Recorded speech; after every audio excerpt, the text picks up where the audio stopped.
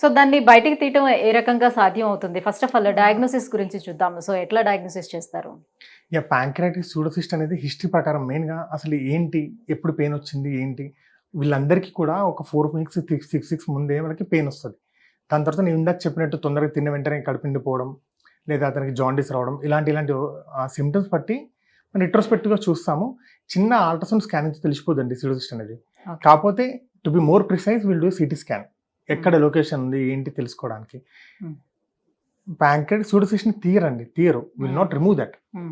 తీయం, ఎందుకంటే ఆ జ్యూస్ అంతా కూడా మన బాడీకి అవసరం అది. సో దాన్ని తీయడం అంటే ఉండదు, దాన్ని మన బాడీలో మిగతా ఇంటెస్టైన్ పార్ట్కి కలుపుతాము. రకరకాల సర్జరీస్ ఉంటాయండి దానికి, కానీ అది కలిపేస్తాం మామూలుగా. Both we'll do laparoscopic, robotic or open, ఎలా చేసినా అల్టిమేట్లీ అయితే అదే మన బాడీలో ఇంకో ఇంటెస్టైన్ దాన్ని కలిపేస్తే ఆ జ్యూస్ దానికి వెళ్ళిపోతుంది. అతనికి ఆ సిస్ట్ సైజ్ తగ్గిపోతుంది, సిమ్టమ్స్ అన్ని తగ్గిపోతాయి.